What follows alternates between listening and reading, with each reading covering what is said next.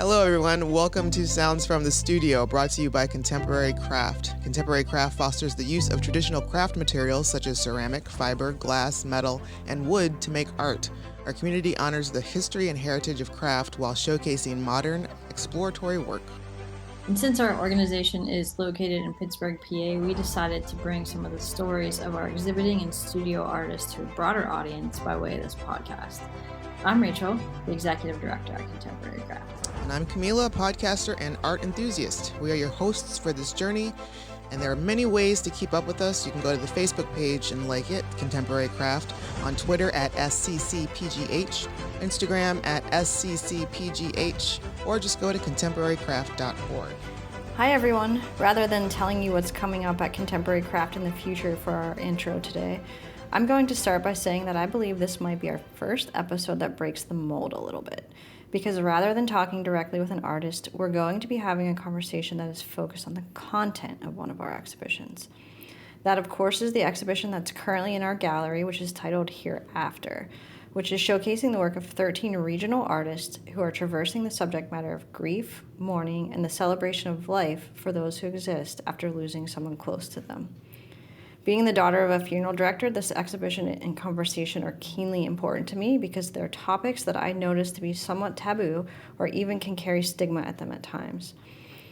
We expect this to be a poignant episode today as we engage with a holistic death companion around the unique work that is full of nurturing individuals, creating space for ritual, and celebrating life. Today, we welcome Carrie McCann on the podcast. Carrie is an educator, death and grief companion, community herbalist and gardener, and a wellness consultant with 15 years of experience in supporting people through life's biggest transitions and changes. Thank you for joining us, Carrie. Welcome. Thank you both for having me. I'm excited to be here.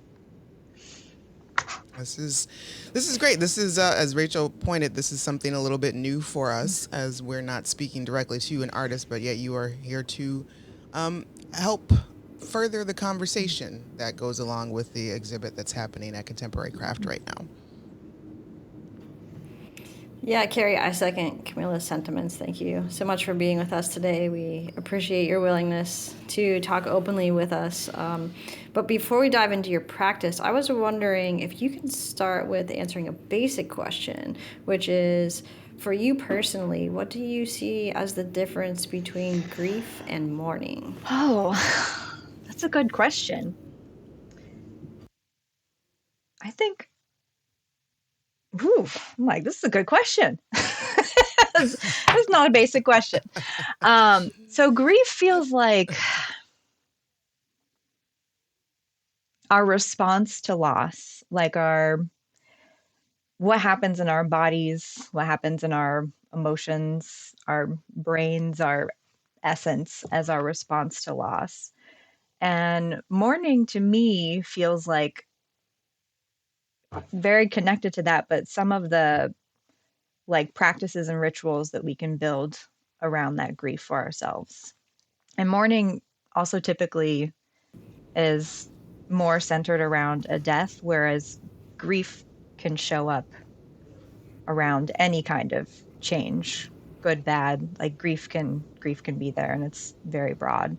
Mourning feels like a specific to bereavement and death and that sort of loss. Yeah, thank you so much for that clarification. And I think that's an important kind of place to start and establish, because with our exhibition focused on grief and mourning, that's very much how we've entered kind of the selection of artwork or the content of things that we're talking about. So I'm glad we kind of awesome. We ended up in the same place there. Okay, so what you're commonly known as is a death doula, correct? So it depends on who I'm talking to, honestly. Death doula is kind of like in the zeitgeist right now, so people are becoming more familiar with the term. And also we have birth doulas, and people are familiar with that and kind of the concept of birth doulas. And so death doula can sometimes be something that people can understand and grasp. I also refer to myself as a death companion or a death worker, or a grief companion, depending on the context where I am.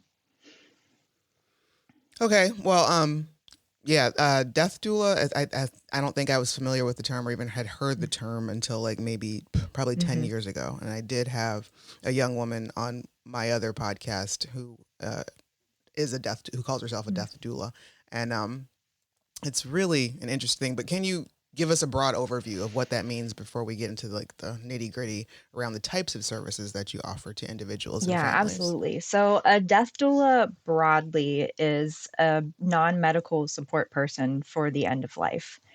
And that's so broad, right?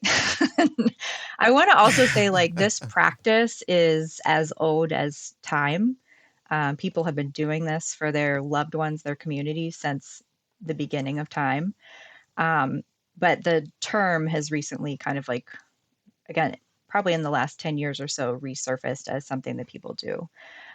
So death doulas can specialize in anything from planning to sitting vigil to, like, some folks are really amazing funeral celebrants. Some folks specialize in like care coordination. Most of us do a little bit of all of that. But broadly, it's like anything you think you might need, or you're like, I'm not sure where I go to for this, for my end of life care. That's like not hospice, not the medical care team, but outside of that. Right.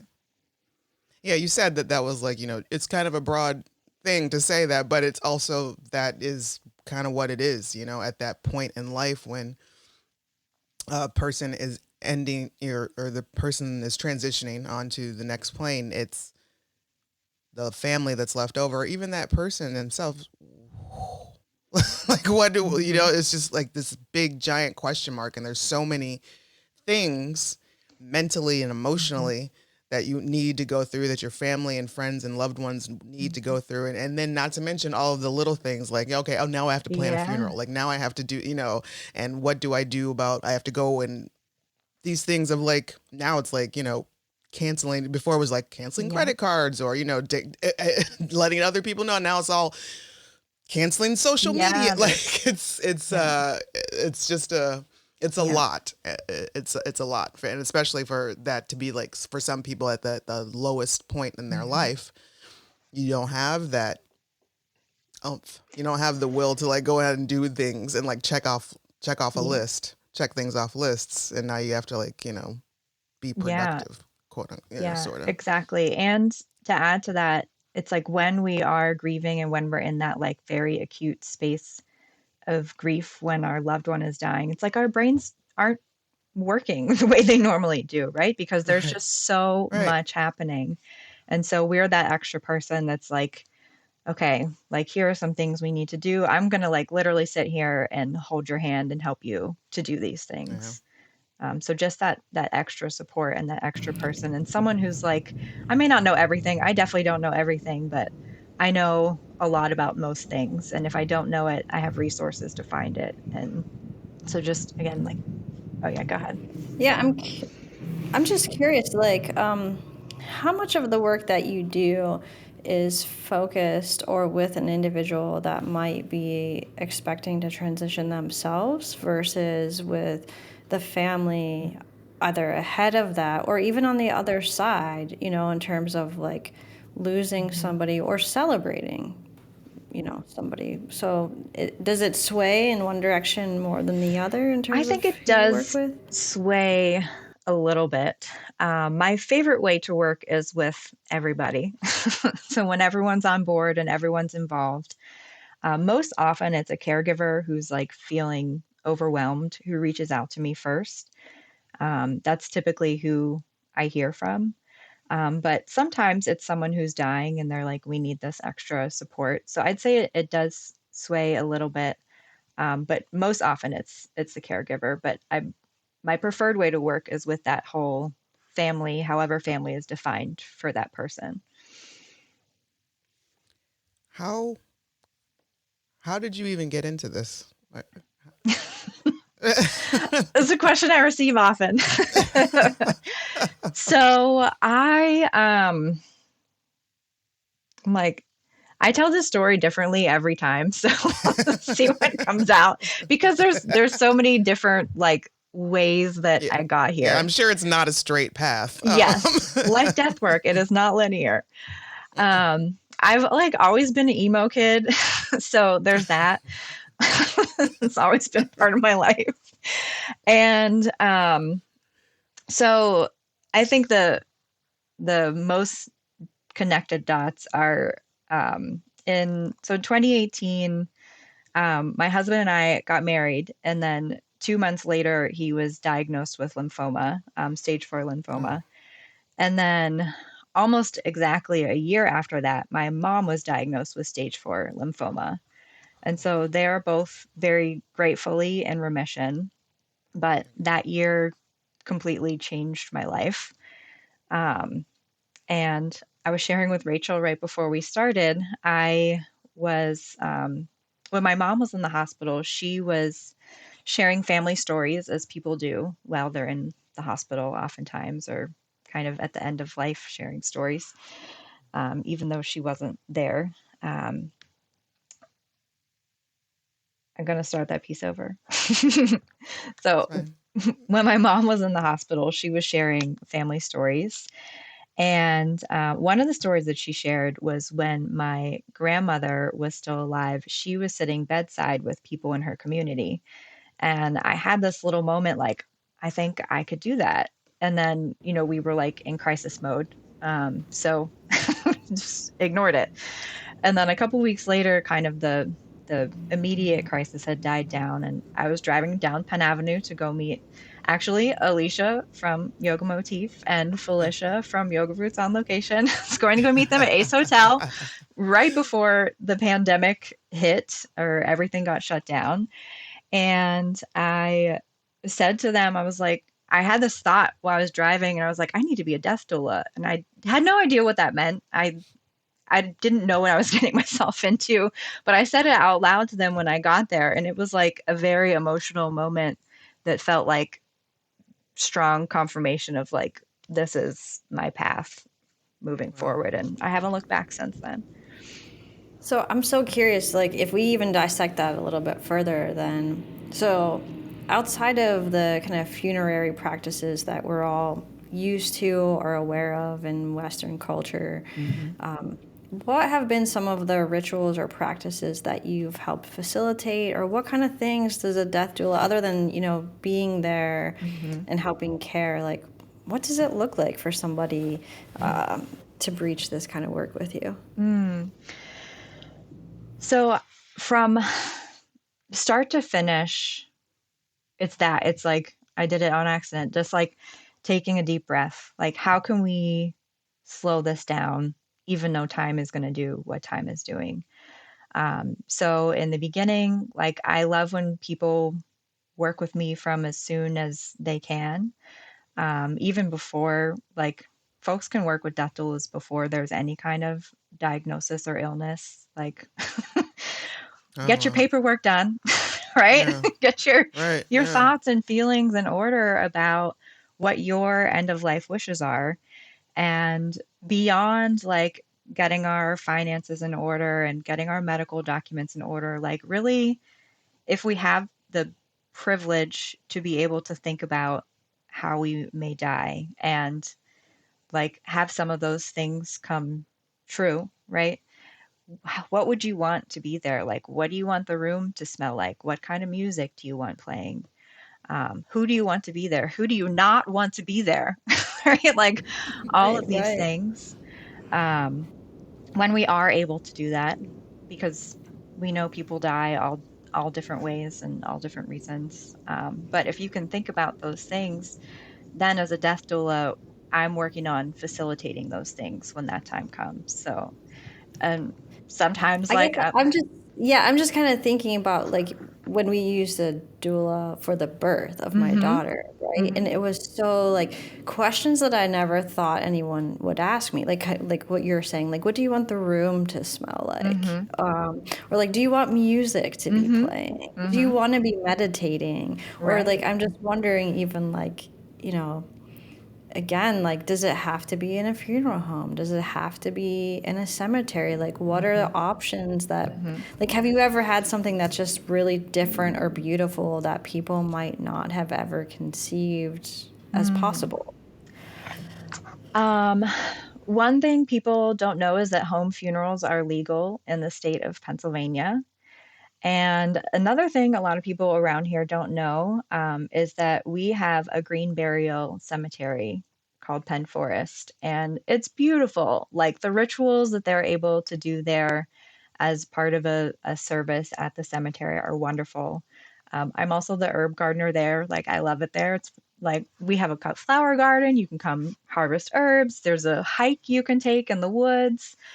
So a lot of people don't know that that exists. And I really love those environments that are non-traditional. Well, they're traditional in some ways and not in others, right? Right.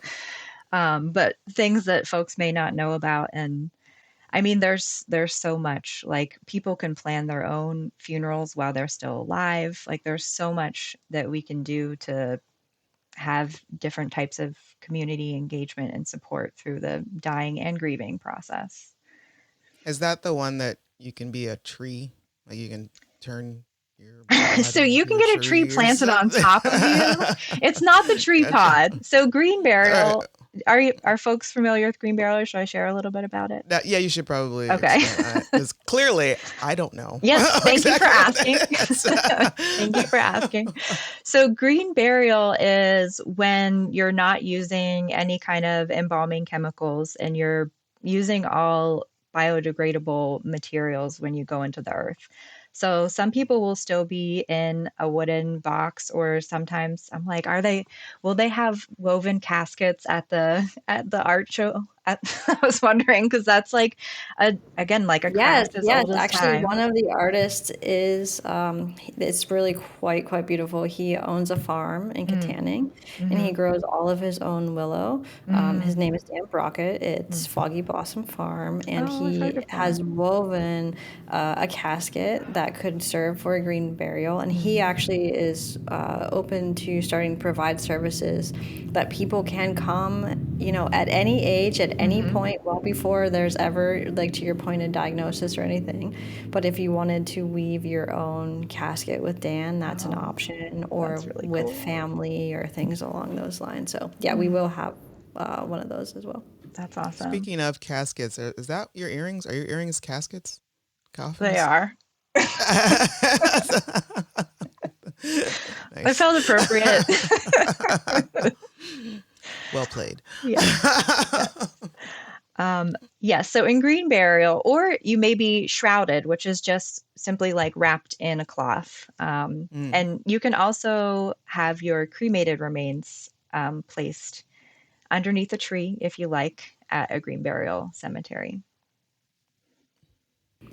Yeah, I'm kind of curious. It's an interesting segue, kind of like personally, I guess it's just been a couple of years, or almost 4 or 5, that you've been doing this work. But, as you're doing this as a career, how does it impact you, or how does it, influence the ways in which you navigate your own life or your own personal experience? That's a good question. I feel like it impacts everything. Like, truly, I continue to change as a person through this work. And I think one big thing is that for good and for bad, I'm constantly thinking about the end of my life and the end of my loved ones' lives, which sometimes, I have my own death anxieties. They are real. Death anxiety is very real. Yeah. I started it started to really hit me once my daughter was born. I just randomly, I will just think about it, and then just my whole body just reacts to the whole thing. So yeah, that's not uncommon. So one, I feel in tune with my death anxiety, and I'm like, oh, I have a name for this. Like, that's what this is. And some things I'm like, oh, that's a thing that's unfinished for me. Like, I need to put things in place. I need to have that conversation. So as I'm I'm regularly checking in, like, if I died tomorrow, how would this be resting on my heart? Like that conversation, that event, that whatever, as a guide for like how I show up in the world. Like, what do I need to say and do and be and hear as a person being places in community with Yeah. people? I totally get that. That's kind of something I started thinking about recently. Is Yeah. like with the last few years or so, just like any arguments with loved ones or friends or anything like that. It's like, do I want that to be the last thing I said to them? Yeah. So it's like, Yeah. that is also very prevalent. Like, I get what you're saying. Yeah. Yeah, it's interesting. I think I asked that question too because, as I mentioned in the intro, my dad is a funeral director. He's done that work for my entire life. It's just been part of my life. That's wild.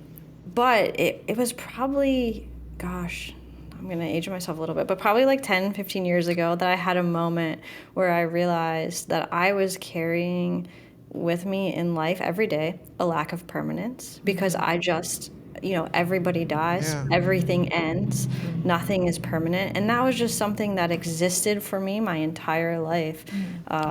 So it's been interesting after like kind of realizing that, thinking about just how that actually vacillates in every area of life, not just, the idea of death. Yeah.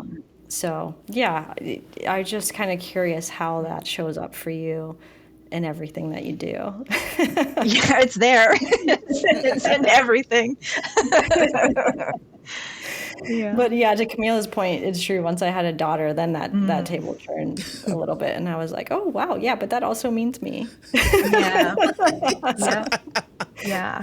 I've heard a lot of parents share that. Yeah. Rachel, did you live in the house? Like, was the funeral directing done in your house? Like, was it like 6 Feet Under? Like, I don't know. So I do love that show. If anyone hasn't watched it, it's great. So my parents were divorced, but my dad, yes, for most of my life lived either like above a funeral home or the funeral home was attached, like by a portico or something between the house. So certainly, yes, it was very a tangible part of life. Wild.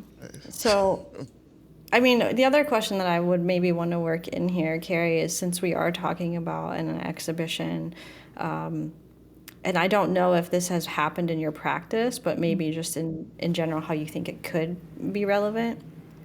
Could you maybe tell us a little bit about how you might imagine art practice playing a role in how somebody grieves or mourns, or again, we're talking about celebration of life, so even before or after the loss, like how do you think art fits into all that?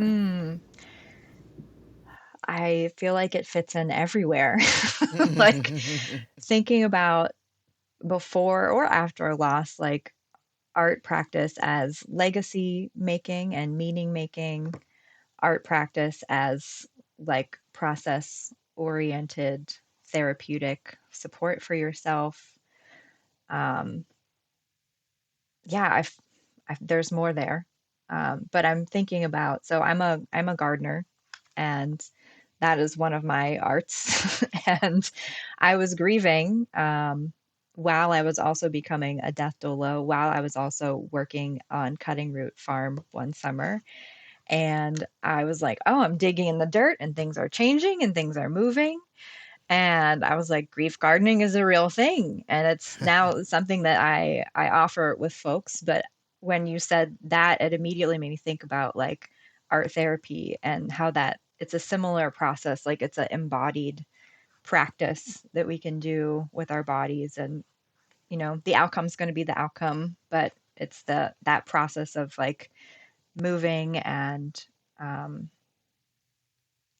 processing and creating can be so powerful for grieving, for creating legacy, for creating community. I think it could be so relevant to death and grief care. It's interesting you talked a little bit more about the planting and the gardening. I think on your website I saw, forget exactly how you put it, so I'm sorry if I get this wrong, but one of your services, I think it's called like joy planting or something. Grave joy planting. Yeah, well, and I think, so many people again, it's just like a cultural norm that you take flowers and you put them on the grave, and you wonder, well, does anybody visit? What are the point of those?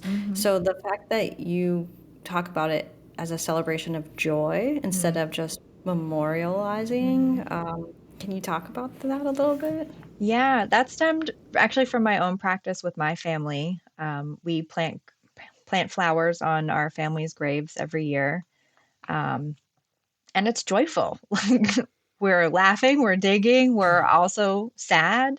All those things are existing at once as they do. And so I, yeah, just in naming it, I was like, this doesn't have to be like, it can be if it needs to be a sorrowful moment, but there's also joy there. Like, how do you look at flowers and only feel sadness? Right. Right? Like, you can feel sadness and other things, but I imagine, I don't know, for me personally, when I look at flowers, it's many, many things come up for me. So I wanted to just honor that space there. Is that something you can just do at a normal cemetery? Is actually plant the flowers on graves, or It depends on the cemetery. So every cemetery has different rules. Some places you can, and some places you can't.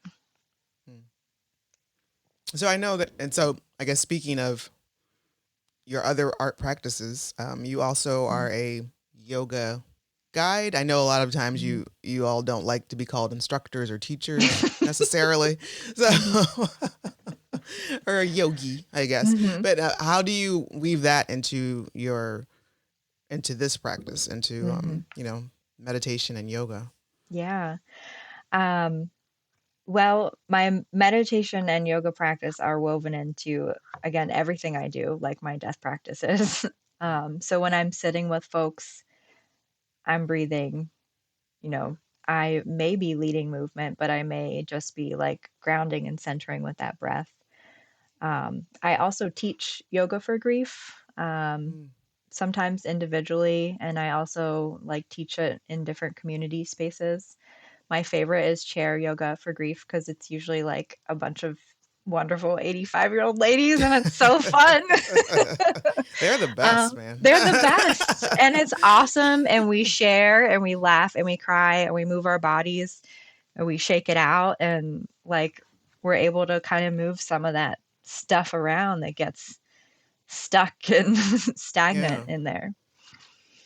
How does chair yoga work? I'm curious. I've never done that. It's different postures, different movements, and you're using the chair as support. So it's a little bit more accessible. We don't get on the ground at all. And really anyone can do it, which is awesome. So instead of and we do stand, and in our standing poses, usually we're behind the chair and still using the chair as support. So there's always that extra level of support there, which I also love as a metaphor. Do you have like a favorite way that you think of celebrating life? Not really. I think it should be as unique as that individual person was. So I guess my favorite way is when that the person who's died is truly honored and their personality comes through in whatever the celebration is. Are you usually there when they actually when they actually transition? It depends. I only have been once. And it just, yeah, it depends on when, what, how things have happened. Right. How did that feel to you? Right.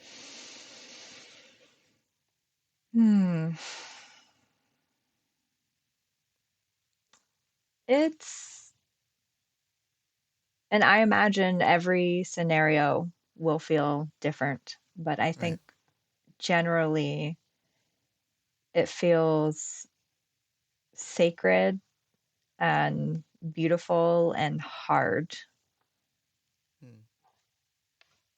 Yeah, I think those would be those would be my adjectives. And then what I love about my role, and when when I do get to be there is, again, I mentioned this earlier, but I'm able to like slow things down for people, because after that, things can go really quickly. And it's like, oh, I have to call. Usually if someone's on hospice, I have to call the hospice nurse. I have to do this. We have to do this. And it's, folks don't realize that you don't have to do that right away. Like you actually can take your time, and the funeral home doesn't have to be called right away. There's no like set timeline that has to happen in. So it's also as a point of education for folks, you don't have to rush. Yeah, like you don't. I mean, I think probably as a lot of people are like, for myself, it would probably be like I need to be doing something. Like I'm just trying to busy myself at this point, just to try to work through it. But yeah, you're right. I mean, there's nobody's gonna come at you as like, hey. Well, sometimes people try. Sometimes people Really? try to do that. Yeah. The other folks in the world and even like your loved ones can want to speed that process up because people are uncomfortable, and there's like a certain way that people normally do things. But you don't have to do it in that way. Yeah. This is another like curiosity. Sorry, I feel like I'm throwing some questions kind of just out of. That's all right. Dude, I feel like just some little kid over here, just like, can you tell me more about the death? Because you're right. Like at the top of the show, you're like, this is kind of a taboo. Not even really a taboo topic, just the fact that most people are uncomfortable talking about death. And I fall in that category. I am one of those people. I am very teary when it comes to talking about things. I've fought back tears twice now already.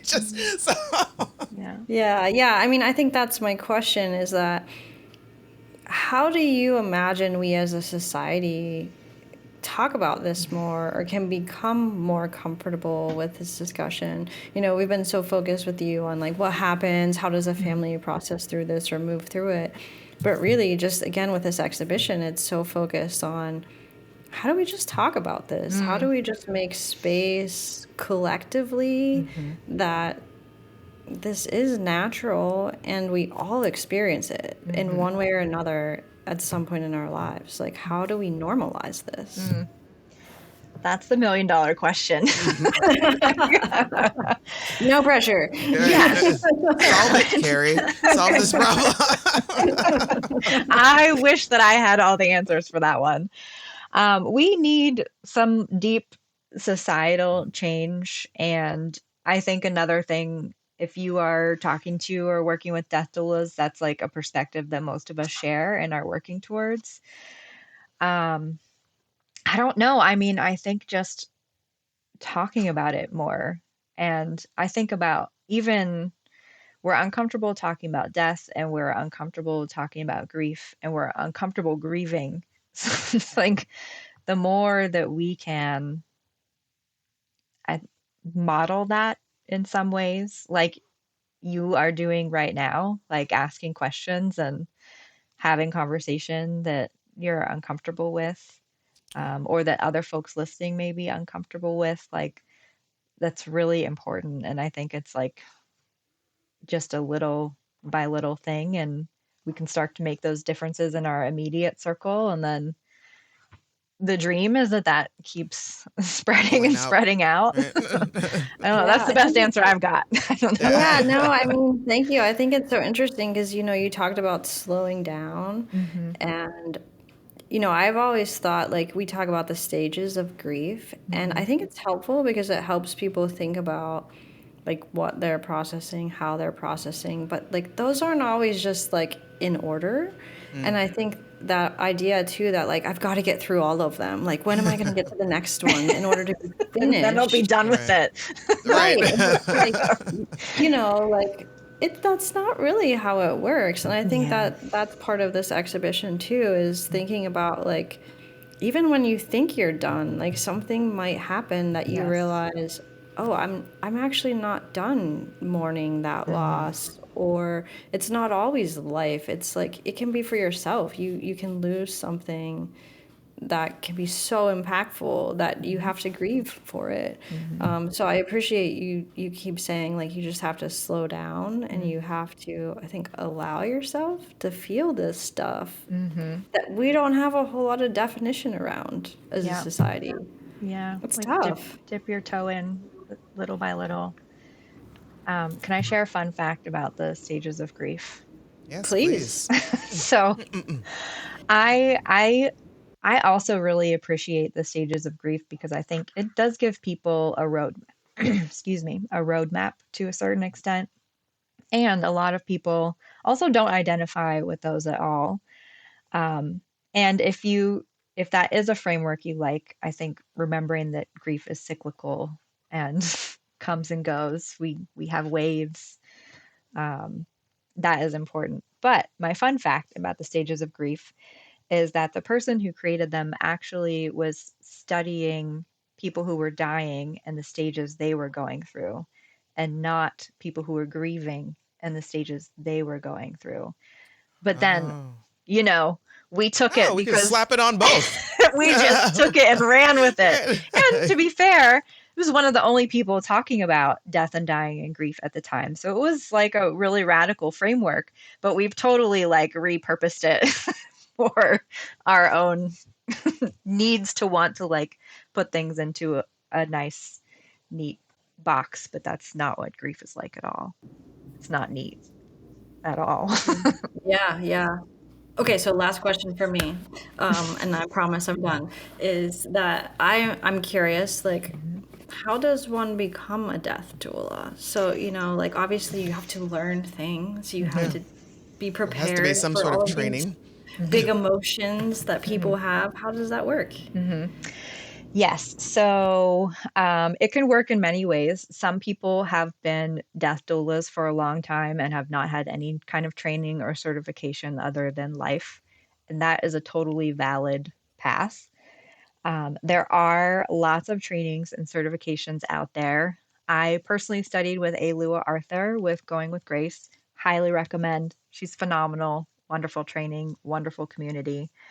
They're like anything that is becoming popular, there are also people training who haven't necessarily had the practice. So if you want to become a death doula, just like make sure you're checking in and doing research around that. Right. But yes, lots of trainings and certifications out there with different like niches and stuff. Boy. Well, I guess there's no real smooth way to transition into this. Let's take a deep breath. Let's take a big breath in. Big breath out. So let's talk music.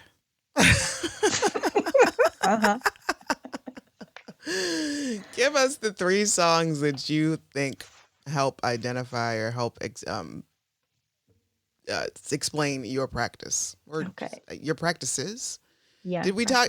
Yeah. Did we talk about like? Is it? Are we just talking specifically about this practice, or just Carrie as an artist in general? And Rachel, for those who cannot see, because this is radio, it's just like it's giving me the 1980s sitcom. But I mean, I think, I would say I would imagine. Well, whatever you got, Carrie. All intertwined, but whatever your answer is what we accept. Fine. Okay. This was a really hard question to answer. And at first I was like, how am I ever going to choose a song? And then I found so many songs and had to narrow it down. So here's what I've come to. So basically we go visit Carrie's playlist. Yes. Yes. And as a tangent, I found as I was like trying to look for songs that there was an article I read, and I don't remember who wrote it or where it was. So sorry, but I think if you Google it, you'll find it. But someone was talking about they created their own death playlist. So songs they may want to hear as their life is ending. And so if folks want that as a prompt, something interesting to think about. If you had a birth doula, they may have had you create a birth playlist. So something similar, which I thought was really interesting. One of these songs, two of these songs may be on there for me. So that said, my songs are Beautiful Chorus, which is, I love them. It could have been any song by Beautiful Chorus. And they have a song called Please Prepare Me, which I learned is actually a church song. And I didn't know that, but I was sharing with my friend. That's one of the songs. And the reason why this was the first one that I was like, I know this is it, is because I say a similar prayer before I go into any space, even before I came onto the podcast. It's like just help me to find the words and be able to show up in the way that I need to show up. So that was the one that was like the easiest one to figure out. The next one is by Dean Lewis, and it's called How Do I Say Goodbye? And I love that one because that's like the question we're trying to figure out. Right. That's it. That's the question. And then the last one is called Just Be, and it's by Christina Perry. And I also just like love the energy, and that's like sort of the space that I try to hold for folks, is to be able to just be. That's awesome. Whatever they're being in that moment. That's great. So for those who are curious, you can listen to our playlist, the Sounds from the Studio playlist.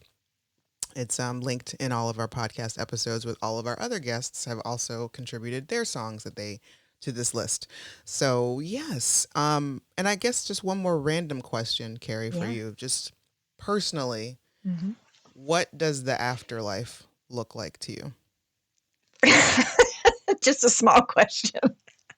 We just opened really small and we're ending really small for you. I don't know. That question changes, or the answer to that question changes for me regularly. Okay. I do believe there is an afterlife, and I do believe that like we have an essence that carries on. How that specifically looks, I have no idea. Right. But I think there's something there. It's like hard to ignore some of the experiences and signs and different things that I've had through life and work. But I don't know what it looks like. That's why the caveat was to you personally. It's just yes. So Carrie, if people do want to connect with you, how do they do that? My website's probably the best place, or I'm also on Instagram. My website is moonsetandco.com, and my Instagram is just moonsetandco, and folks are very welcome to reach out to me with random questions or whatever. I also teach different workshops and stuff, especially through the summertime. So if folks are interested in that, all that information will be on there. Thank you all for listening to this episode of Sounds from the Studio. The Hereafter exhibition is on view at Contemporary Craft until August 24th, 2024. There is a list of programs that can be found on the Contemporary Craft website, such as a panel discussion focused on death and life after death across cultures, as well as a meditation workshop that will be happening in the gallery. We especially want to thank Saul Gaybauer Funeral Home and Ralph Sugar Chapel for sponsoring the exhibition and the corresponding programming. Sounds from the Studio is produced by Rugged Angel Productions for Contemporary Craft. Hosted by Rachel and Kahmeela Adams, with production support by Mandy Wilson. Please subscribe to and rate the show wherever you get your podcasts. And don't forget to share. Thanks for listening.